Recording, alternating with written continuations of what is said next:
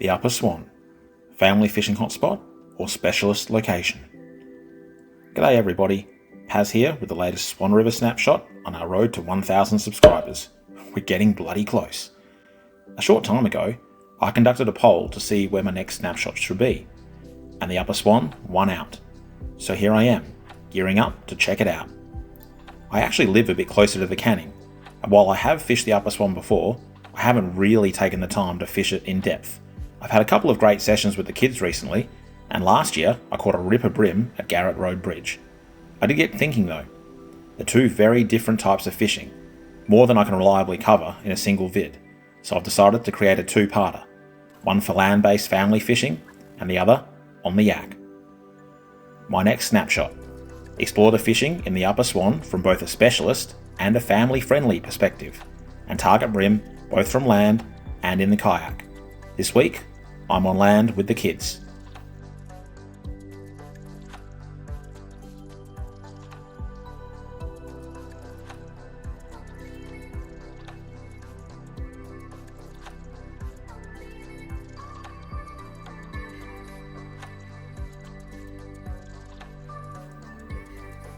Given I'm fishing with J&M, it's nothing fancy this time around. Our usual Upper Swan spot, with basic rigs and prawn baits. One experiment though, one of my rods had a running sinker all the way to the hook, while the other is stopped with a swivel with about 40 centimetres of 6-pound leader. I've had takes on both in this spot before, and I wanted to see if one would outdo the other. It took a while for me to find the fish, placing my casts both near and far, but over the afternoon we sorted it, and we were getting consistent takes.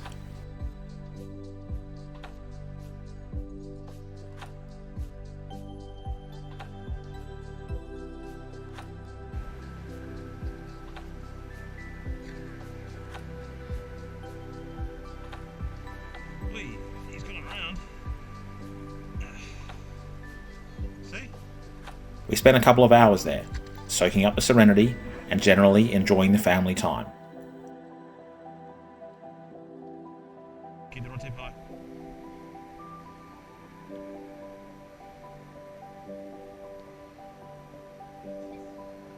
Yeah. Drag, step walk backwards, drag him up on the back.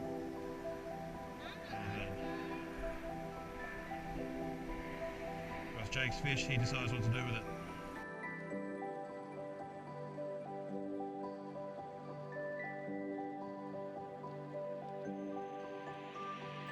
Each of the kids were able to reel in a few bream. They were also able to continue their education on safe handling and release, although the barrel roll from M was completely unintentional. At least that's what he says.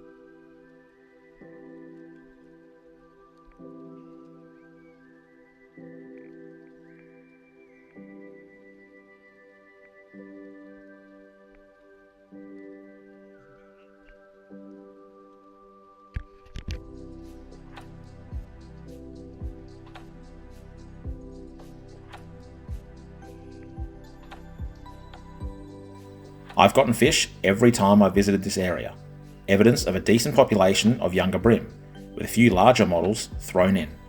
And what's more, anyone is able to catch them on a variety of baits. A great way to keep the kids engaged and good for anyone. Both my rods got roughly the same amount of takes, which means the Bream were firing.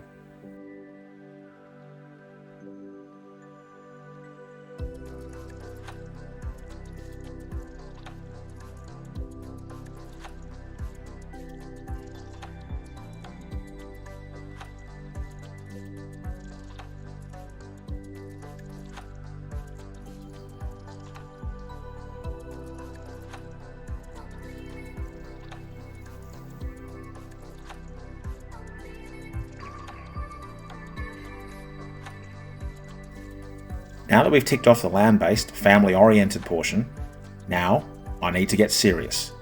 The Red Devil sits in my garage, waiting for the next part of this snapshot, and my examination of this part of the river.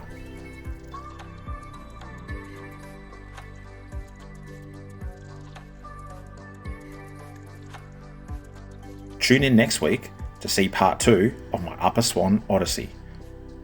As always, this video is dedicated to my 2 sons. This is Paz, wishing you fair winds and tight lines. See you on the yak for part 2.